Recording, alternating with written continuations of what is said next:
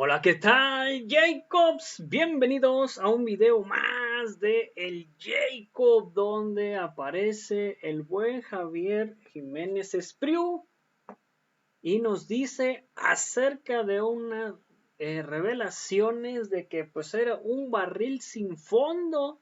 Increíble, pero cierto, pero al parecer Peña Nieto nos quería estar enchufe y enchufe con puro erario público, puro presupuesto público, puro dinero de nuestros impuestos, y que ningún empresario de ningún lado había dado dinero para absolutamente nada, y donde pues básicamente eran miles de millones de pesos que pues al parecer tampoco les iba a estar básicamente terminado este proyecto, que era un barril sin fondo, que pudieron estar hasta la administración de ahorita con AMLO, si le hubiera seguido, le hubiera estado nada más tire y tire y tire y tire dinero, porque era un barril sin fondo. Veamos de qué se trata y ahorita comentamos, ¿por qué no?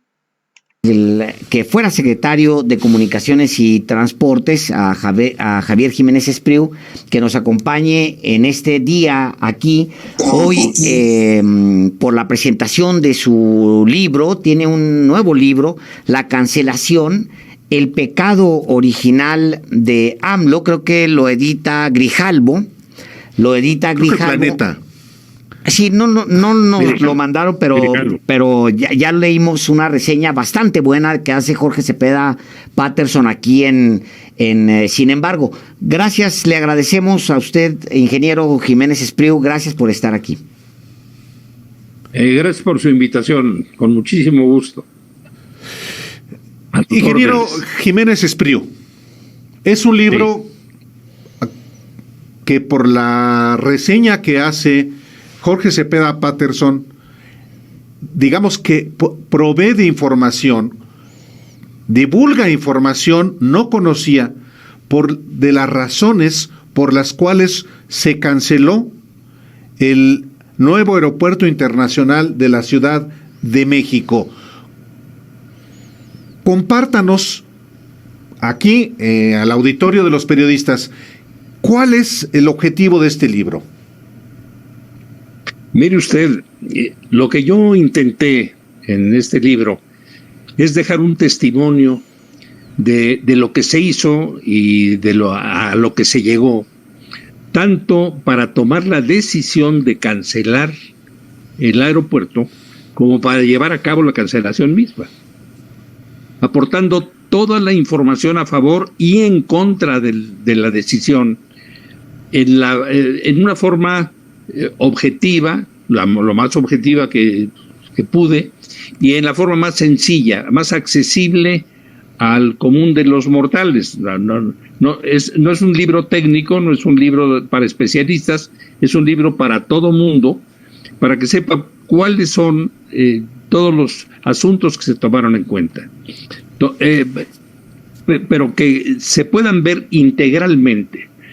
Porque si bien es cierto que este asunto, este tema, es seguramente la decisión más polémica del gobierno del presidente López Obrador, y la decisión aún más polémica todavía, a pesar de que fue muy discutido, porque hubo 4 meses de análisis de proyectos, de propuestas, de foros, de entrevistas, de estudios, entrevistas en las cuales ustedes también participaron.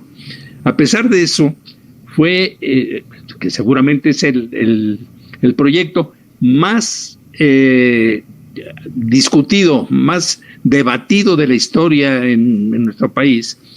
Fue debatido en términos muy superficiales, muy epidérmicos y muy puntuales. O sea, los ingenieros hablaban del tema de la ingeniería, los financieros del tema financiero, los ecologistas del suyo, los hidráulicos del suyo, y así los sociólogos de la parte social, etcétera, etcétera. Pero este es un problema, este era un proyecto integral, que todas las fases, la financiera, la económica, la política, la social, la cultural, etcétera, estaban interconectadas. No se podía desprender la una de la otra. Sin embargo, ese análisis no fue fácil plantearlo. Entonces mi intención es presentarlo aquí integralmente en términos muy, muy sencillos. Hay una serie de anexos técnicos para el que quiera ahondarlos, pero lo planteé como un testimonio del problema, del proyecto más polémico del gobierno, para que quede claro por qué se hizo esto. Y para que quien lo lea, estando a favor o en contra de la decisión que se tomó, al final de la lectura, o ratifique o rectifique su decisión, pero que sea una decisión más documentada, más informada. Esa fue la intención de este libro. Le pregunto al ciudadano, le pregunto también al ingeniero, le pregunto al exsecretario, al que conoce las discusiones al interior, incluso las que no conocemos nadie, las que hubo al interior del equipo del presidente y con el presidente. Le pregunto al que presenta ahora también un acervo de información que entiendo mucha de esa no es conocida, no había sido conocida y ahora está disponible para la gente. Le pregunto a usted, ¿iba a sobrevivir ese Naim, ese nuevo aeropuerto internacional de la Ciudad de México, iba a sobrevivir al tiempo o a qué nos íbamos a enfrentar si se terminaba? Yo tenía mis dudas de que naciera, no de que sobreviviera, de que se pudiera terminar. Era un proyecto muy ambicioso, gigantesco, pero ubicado en el peor sitio posible de la República Mexicana, en un lugar en donde el suelo y el subsuelo eran absolutamente contrarios a la idea de crear un aeropuerto gigantesco, un hub extraordinario, independientemente de la cuestión del lujo y el boato y el oropel y demás. Era un proyecto que era muy difícil de terminar. En estricto sentido, y se ve en la lectura del libro, lo que nosotros dijimos es, no sabemos ni cuándo podría terminarse en caso que se decidiera seguir, ni cuánto podría costar. Era un barril sin fondo. Había muchos problemas de toda índole aún sin resolver. Y todo lo que se había gastado, que fue mucho dinero, costó 113,000 pesos cancelar 113,000 millones de pesos cancelar el aeropuerto. No había más que cimientos en estricto sentido y no completos. Entonces, lo que usted nos dice, ingeniero, es que incluso puede ser que inyectándole, metiéndole al barril sin fondo más dinero, pudo ni siquiera así haberse concluido. Sí, eso es lo que quiero decirles. Carajo. Y las razones, por otra parte, que tienen que ver con la corrupción, de las que tanto habló también el presidente López Obrador, ¿también las incorpora en este libro? Mire, aquí aclaro, porque incluso hasta quisieron amarrar navajas del secretario de Comunicaciones y Transportes, el señor presidente, porque me achacaron el dicho que lo planteé incluso en el Senado de la República, de que no había habido corrupción en el aeropuerto. Y el presidente después dijo, sí hubo corrupción, ¿no? Dijeron, ahí está, su secretario dice que no y el presidente dice que sí. No, yo nunca dije que no hubo corrupción. Yo lo que dije en diferentes foros, y muy particularmente en el Senado de la República, es que la decisión de cancelar el aeropuerto no se apoyó en haber encontrado la corrupción. Si ese hubiera sido el caso, agregué en forma irónica, excediéndome porque no debía haberlo hecho, acepto, el secretario no puede andar con ironía, si hubiera sido la corrupción la causal de la suspensión, debíamos haber suspendido todas las obras del sexenio pasado, porque en todas había corrupción. O llamemos presunción de corrupción para no Correcto. cometer un error legal. Mire usted, la corrupción tiene muchas facetas, desde llevarse dinero, pedir una comisión, una mordida, o hacer algunas cosas como las que se hicieron, y lo cito en el libro, en el tren de Toluca a México, en donde se necesitaban, para los estudios que habían hecho, se necesitaban 14 trenes, y se compraron 30. Bueno, se pidieron 30, se compraron y se pagaron y listo. Pero es corrupción. Aquí, de los cerca de 692, si no me equivoco del número, contratos que se plantearon en el aeropuerto de la Ciudad de México, que se firmaron en el aeropuerto, el 76% de los contratos, no el 76% del monto, sino el 76% de los contratos fueron contratos asignados directamente, sin licitación, sin concurso. Ahí hay pues la presunción de muchas irregularidades. No, estoy hablando del 10% del monto, pero el 10% del monto de esos contratos eran como 8,000 o 9 o 10,000 millones de pesos. Pongo en el libro algún ejemplo.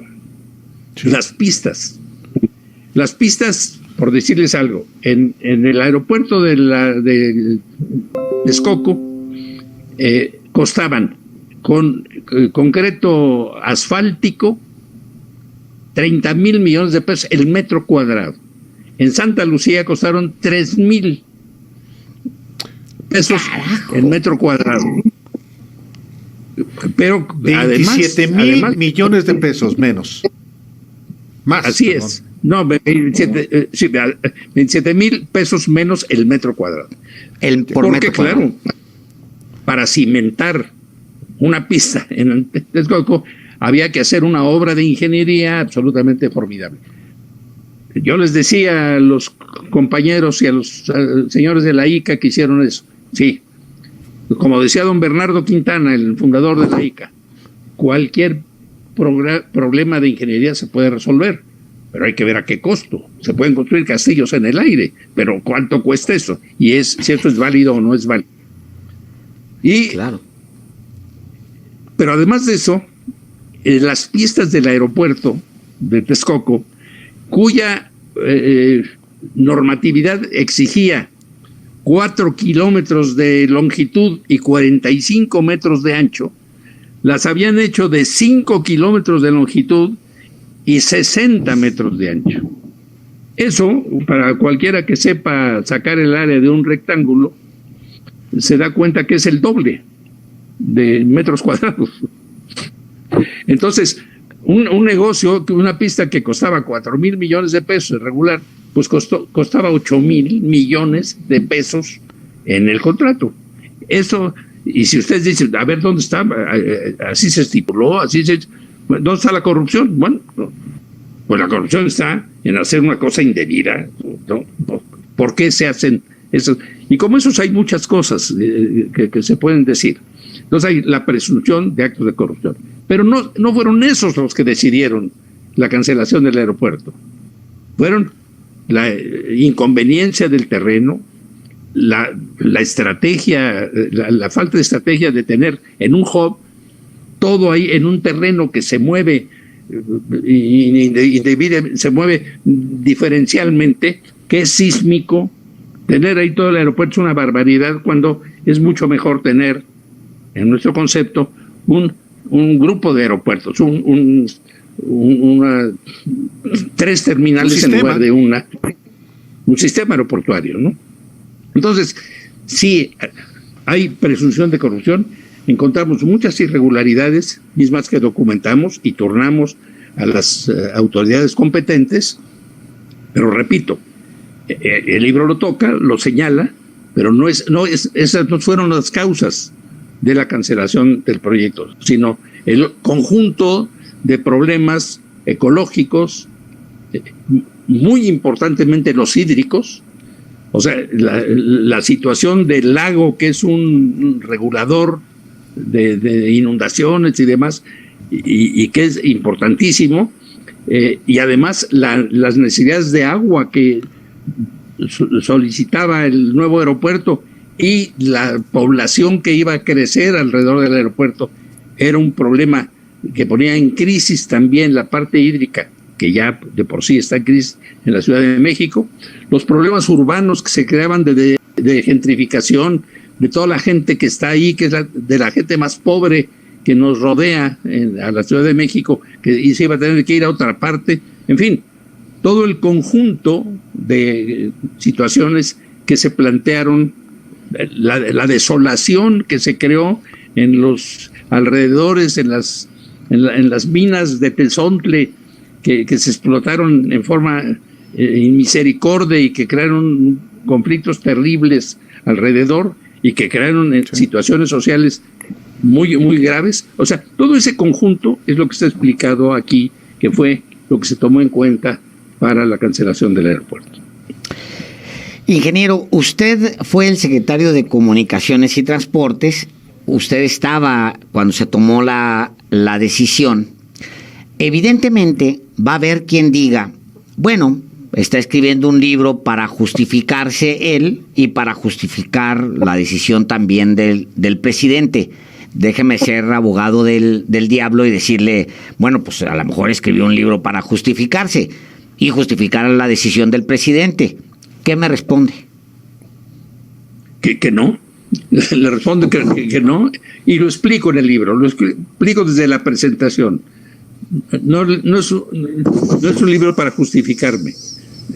Se puede prestar a que se diga eso, pero no es para justificarme, porque yo lo estoy planteando, señalando los pros y los contras, lo que se dijo en contra y lo que se dijo a favor del aeropuerto y las decisiones que tomamos. Y lo que señalo es, esto lo planteo como, lo dejo no como justificación, sino como testimonio de lo que hicimos, y lo someto a la consideración de la sociedad, y lo planteo en los términos más sencillos, más accesibles a todo el mundo, para que lo juzguen, y que después de leerlo, los interesados en el tema, que digan lo que estimen pertinente. No los quiero convencer de que nosotros teníamos la razón a los que no están de acuerdo. Les quiero suministrar la información para que ratifiquen con mayor información lo que pensaban o lo rectifiquen si es el caso.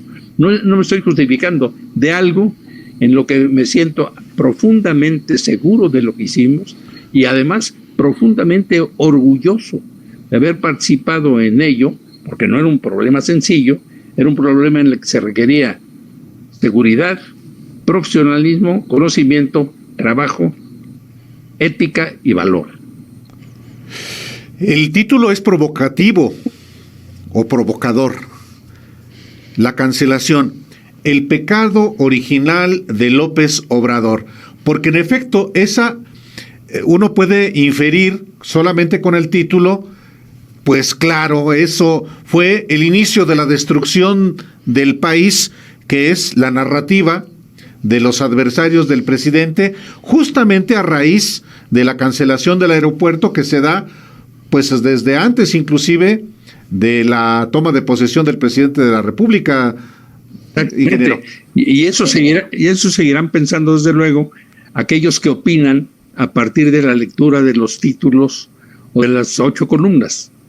El título de 8 columnas, quienes no leen el contenido del libro. Cuando lean el contenido del libro verán por qué le llamo el pecado original.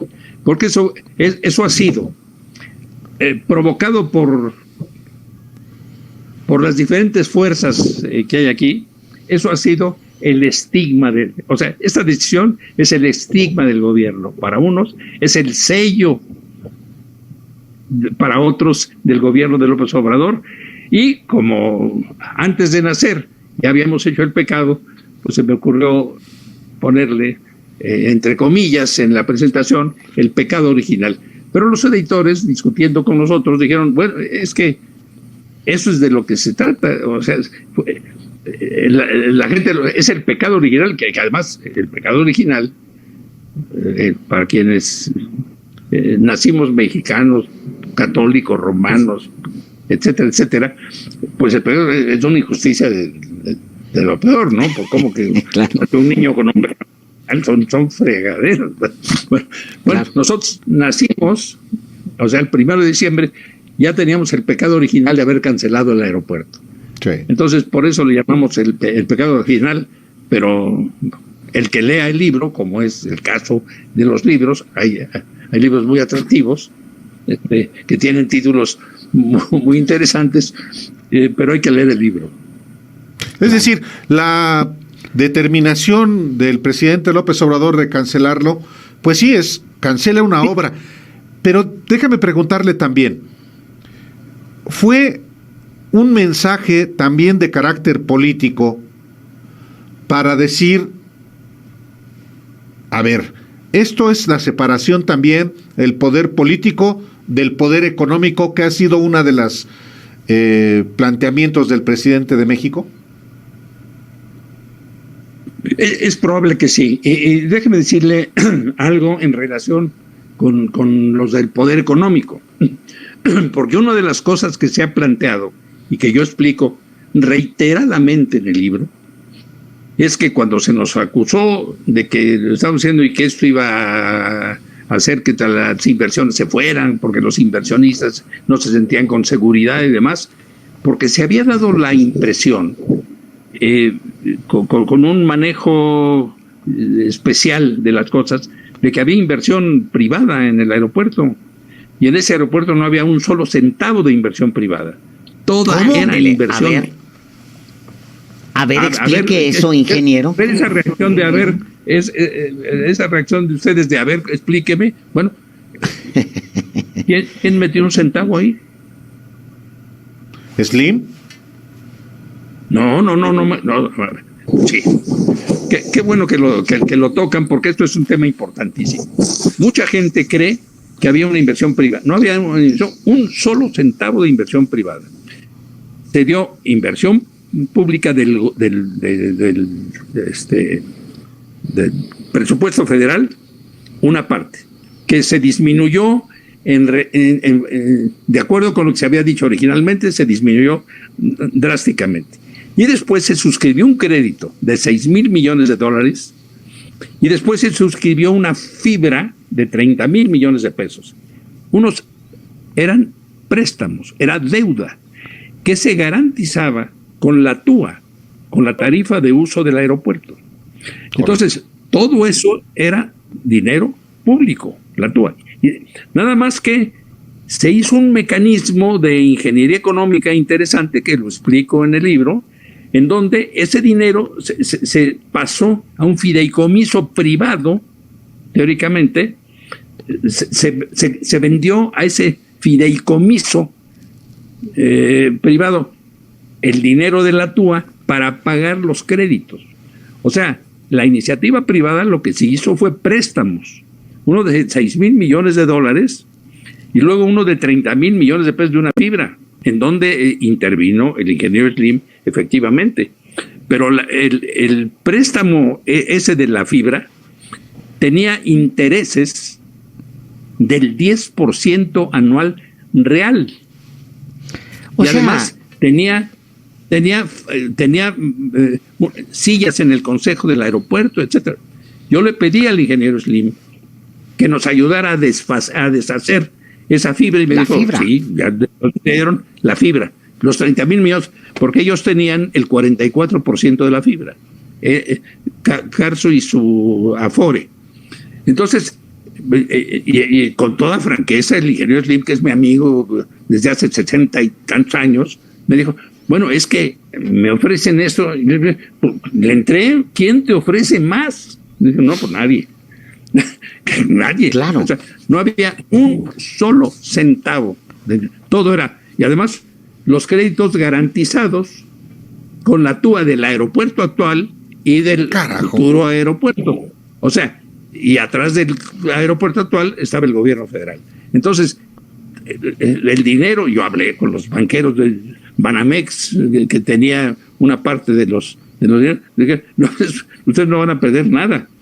Y de hecho, se liquidó esa fibra, se liquidó, nos apoyaron muy adecuadamente los que lo tenían, aceptaron que devolviéramos los 30,000 millones de pesos, desde luego con los 3,000 y pico de millones de intereses que ya se habían devengado, ¿no? Híjole. Que se había adquirido eso sin necesidad, porque había en caja 100,000 millones de pesos y pidieron otros 3,000 para amarrar. Y se les estaba dando una supertasa, un superpremio por dinero que estaba guardado en el banco. En el banco. En el banco. Nosotros pagamos 3,000 millones y recuperamos, como lo tenemos en el banco, como 300,000 pesos. Hijo. Todo eso está barbaridad, explicado con cuentitas y con ábacos en el libro que ustedes me han hecho favor de comentar. Pues vale mucho la pena leerlo, se lo digo al auditorio, vale mucho verlo y ahí está la explicación, lo hace el ingeniero Javier Jiménez Espriu. Él fue parte de ese equipo que tomó la determinación, estuvo a un lado del presidente. Por cierto, usted cuando se va, ingeniero, no se va por estas razones ni por razones, se va por la administración de los proyectos. Usted plantea, me llamó mucho la atención que usted viniendo de su padre, creo fue militar, y usted dijo en algún momento, yo no creo que se le deba entregar al ejército, a la Marina, los aeropuertos, los puertos, etcétera, que se le entregara a la Marina. ¿Por qué la determinación, ingeniero? Mire, yo en la Secretaría de Comunicaciones y Transportes estaba la coordinación de puertos y marina mercante y la educación marítima de los marinos mercantes. Entonces el presidente tomó la determinación de que los puertos y otras cosas, las aduanas, por ejemplo, pasaran a Marina en vista de que se planteaba de que había corrupción y por ahí había tráfico de drogas. Bueno, la corrupción la podemos, había corrupción en todas partes, pero vamos a acabar con ella. Pero consideró que era la Secretaría de Marina la que debía hacerlo y yo no estuve de acuerdo con el señor presidente. Se lo dije en repetidas ocasiones, lo discutimos varios meses, se planteó así y él tomó la decisión y entonces yo me permití solicitarle que me relevara. Y así lo dije en mi renuncia, y él me hizo el honor y el favor de publicar mi renuncia, de ordenar que se publicara tal cual, en donde yo decía, permítame retirarme porque como no tuve la capacidad de convencerlo a usted de los peligros que yo veo de pasar al régimen militar, actividades que considero estrictamente del sector civil, yo me quisiera retirar porque no estoy de acuerdo con mis principios. Y conozco bien al ejército, como usted dice. Mi padre fue militar, fue general. Yo mis primeros años de niño los viví en la fábrica de municiones, donde mi padre era el director. Y ahí estábamos en la casa del director que estaba dentro de la fábrica. Y en toda la vida conozco al ejército. Le tengo al ejército un profundo respeto, un enorme amor, y considero que es una institución absolutamente extraordinaria, pero considero que las cosas civiles deben manejarlas los civiles y le pedí al señor presidente que me sustituyera y en términos muy generosos, muy amables, muy respetables y muy afectuosos aceptó mi retiro. Ingeniero Jiménez Espriu, pues es una contribución importante. Hay elementos que, hasta donde entiendo, ni siquiera el presidente de la República ha hecho públicos en su libro. Es decir, hay ¿ya le envió, por cierto, una copia al presidente? Sí, claro, naturalmente que sí. ¿Se la mandó firmada? ¿Ya le respondió? No, se la entregué personalmente. Muy ¿Y qué le dijo el ciudadano presidente? Le dio mucho gusto porque él considera también muy importante que haya un testimonio de este asunto tan espinoso, tan delicado, pero tan importante para el futuro de México. Específicamente, ¿qué le dijo? ¿Me estás ayudando mucho, Javier? No. Debo decirle que cuando me retiré, le dije al presidente que yo me dedicaría y que escribiría un libro sobre ese tema y me dijo, ojalá lo haga, ingeniero, porque será muy importante para esto. Cuando lo terminé, se lo llevé, me felicitó, me dijo, qué gusto me da que esto, y así con el dedo me señaló y me dijo, lo voy a leer. Digo, ojalá, señor presidente, ya lo comentaremos. Me dijo, me hizo un comentario y me dijo, qué buen título le puso. Excelente, ingeniero Jiménez Espriu. Pues muchísimas gracias por permitirnos esta conversación tan amplia, tan generosa. Ya está el libro a la venta, ya está también. Bueno, pues ahí está Espriu, donde nos dice prácticamente de todo el dinero que nos ahorró. Y después vendría la continuación, pero sin antes mencionarles que si puedes apoyar con estrellas, que aparece aquí abajo de tu celular, que no afecte tu economía, sería completamente fantástico. O si me puedes apoyar con una suscripción por solo 48 pesos mensuales, sería completamente fantástico. Veamos la continuación de la entrevista. Buenas tardes. Muy buenas tardes y muchas gracias por su invitación. Al contrario, gracias, ingeniero. Ingeniero, me llama la atención el título, la cancelación, el pecado original de AMLO. En ese caso, ¿qué penitencia o sanción le correspondería a AMLO por haber cometido este pecado original? No se cometió. El pecado original lo cometieron Adán y Eva, acuerde usted también, y no tenemos Pero aquí lo dice. Nosotros. Pero aquí lo dice. Bueno, lo señalo porque me refiero a la cancelación del aeropuerto como un asunto que se tomó la decisión incluso antes de que el presidente asumiera el cargo, en octubre previo a la toma de posesión, y esa fue una decisión que marcó, que fue el sello, que fue un punto de partida para una nueva forma de gobierno, y que para muchos consistió en un grave pecado, que es el pecado original. De pronto, casi todo lo que sucedía para bien o para mal, más bien para mal en el país, se debía a que el presidente había decidido la cancelación de esa obra magna que había iniciado el presidente Peña Nieto. Entonces, uno se va con... ¿Es un título, digamos, engañoso, ingeniero? No es un título engañoso. Dice el pecado original de AMLO, sin comillas y sin cursivas. Bueno, lo que pasa es que en la editorial lo plantearon en esa forma. En mi presentación está entre comillas, porque digo que esa fue la forma en que se tomó la decisión del presidente de cancelar el aeropuerto. ¿A quién corresponde la responsabilidad jurídica de haber cancelado ese proyecto y con base jurídica en qué, ingeniero?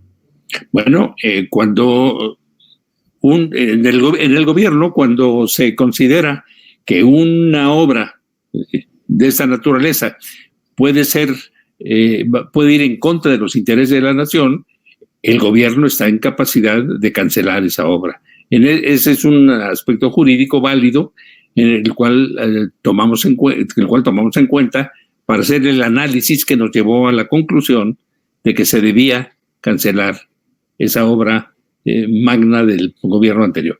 No fue por corrupción. No, cuando hablamos de este proyecto, que es seguramente el proyecto más polémico y la decisión más polémica de este gobierno, estamos hablando de un conjunto de cuestiones de toda índole que tomamos en cuenta para la decisión final. Mire usted, tanto desde la campaña presidencial e incluso previamente, cuando el señor presidente en 1917 nos invitó a una serie de personas a formar parte de su gabinete en caso de que él ganara, a mí me asignó la responsabilidad de la futura Secretaría de Comunicaciones y Transportes. En 2017. En noviembre de 2017, cuando él anuncia en diciembre quiénes lo acompañaríamos en su gabinete en caso de ganar la presidencia. Desde ese momento empezamos a analizar los problemas y yo señalé que en caso de que el presidente fuese el licenciado López Obrador, iniciaríamos un conjunto de estudios, una serie de auditorías técnicas para analizar la viabilidad del proyecto de Texcoco. Y eso fue lo que hicimos desde la campaña, después en la transición y después ya en el gobierno.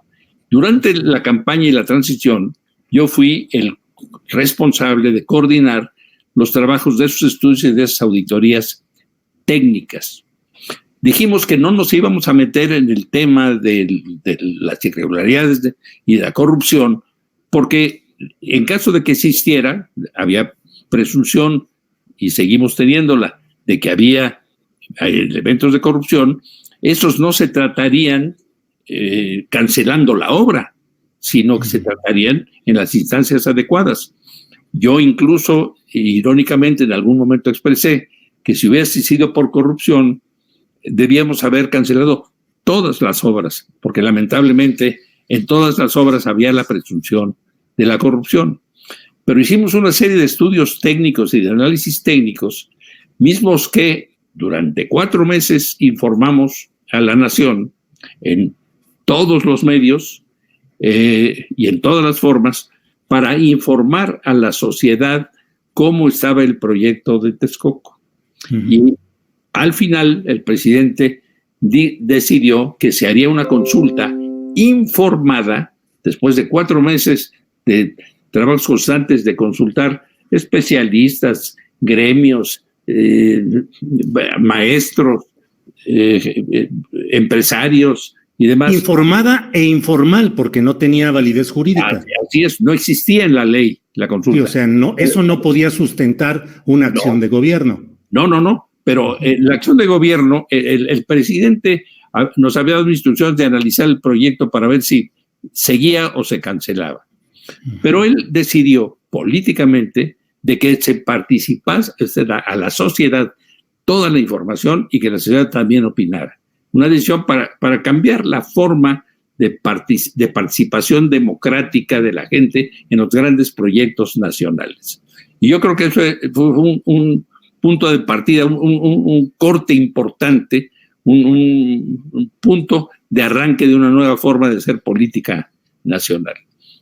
Pero en términos estrictamente jurídicos, ¿en qué punto se basó el Poder Ejecutivo Federal para cancelar ese aeropuerto? En los análisis que hicimos de todos los órdenes, porque este proyecto era un proyecto enormemente caro, oneroso, planteado en un sitio inconveniente, con un costo financiero altísimo. No se tenían los recursos suficientes para terminar ese proyecto. El proyecto tenía muchas dudas de carácter técnico todavía para poderse proyectar. Se había ampliado el proyecto en diferentes momentos. Se decía que tenía un cierto avance que no lo tenía. Se decía que iba más arriba del 30% y apenas iba en el 20%, que era pura cementación. No se tenían los recursos. Se habían comprometido ya algunos créditos, pero no se tenía el dinero suficiente. Se hizo creer a la sociedad que había una enorme inversión privada en donde no había un solo centavo de inversión privada. Todo era un compromiso de recursos públicos.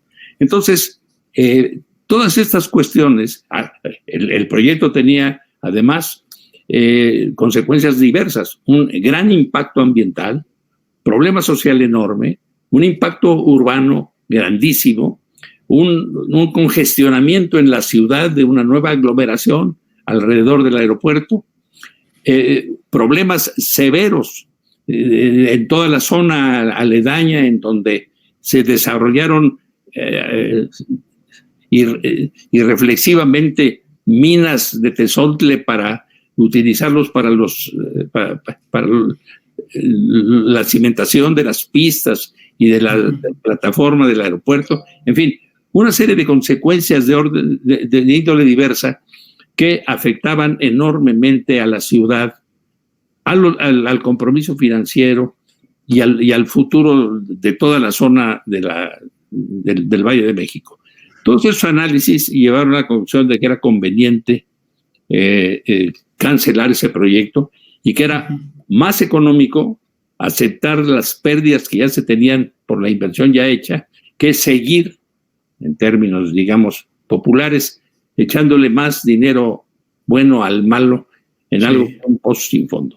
Claro. Ingeniero, hubo pérdidas por cientos de miles de millones de pesos o una cantidad extraordinaria que finalmente termina pagando el erario, que termina siendo un daño a la nación. ¿Por qué no hay ningún procesado ni sentenciado por ese enorme daño? Mire usted,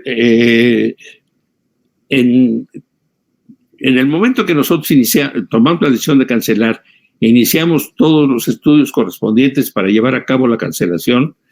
En todas lo que consideramos irregularidades, levantamos las actas correspondientes y están enviadas en donde había la presunción de irregularidades de toda índole, estuvieron enviadas a los órganos internos de control, a los órganos externos de control, a la Secretaría de la Función Pública y demás. Y ahí hay una serie de expedientes que están tratándose, que están comentándose y que pues tendrán alguna solución en algún momento determinado. Hace no muchos días, un par de semanas tal vez, leí en el periódico que había sido citado el antiguo director de Asuntos Jurídicos del Grupo Aeroportuario Mexicano, que era el encargado de la construcción del aeropuerto, porque había una serie de irregularidades que él tenía que responder a las mismas. Eso es una arena de otro costal. Nosotros hicimos la parte que nos correspondía y denunciamos y enviamos las actas correspondientes a las autoridades responsables de esas irregularidades. Pero acepta, ingeniero, que queda la impunidad y que no hay nadie en castigo, ni siquiera en proceso que se conozca por este tema. Sí, eso está en camino, espero. Pero hasta ahorita, impunidad. Hasta ahorita impunidad, sí. ¿Quiénes serían los máximos responsables de todo este asunto? El entonces ocupante de Los Pinos, Enrique Peña Nieto, el secretario ya finado de Comunicaciones y Transportes, Gerardo Ruiz Esparza. ¿Quién, ingeniero? Pues sí, quienes tomaron la decisión de llevar a cabo el aeropuerto y en la forma en que decidieron hacerlo. Ellos, Peña Nieto y Ruiz Esparza. Y yo creo que son los principales, independientemente de que haya habido otros casos de irregularidades, porque, bueno, entre otras cosas, en el aeropuerto hubo el 76% de los contratos, que no se refiere al 76% del monto erogado, pero el 76% de los contratos se dieron por asignación directa, lo que significa que puede haber ahí toda clase de irregularidades, o puede no haberlas, ¿verdad? Simplemente la presunción.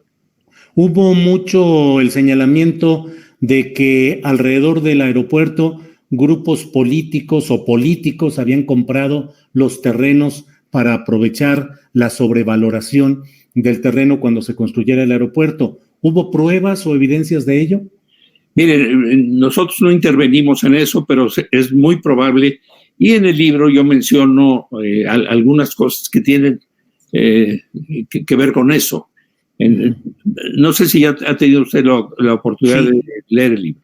Sí, bueno, sí. Ahí dentro de lo que yo llamo el baúl de mis recuerdos, relato una cuestión que incidentalmente me tocó con la secretaria de Cultura del Estado de México, que me habló de un desarrollo que estaban haciendo de un centro cultural, y resulta que el centro cultural estaba planteado porque iba a haber alrededor de ese centro cultural, que tenía que ver con el aeropuerto, desarrollos importantes urbanos en donde ya los terrenos alrededor estaban adquiridos por personajes, ¿no?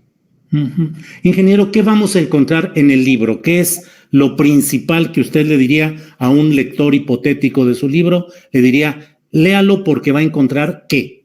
Mire, para mí fue un honor participar en eso y es un orgullo haber tomado esta decisión.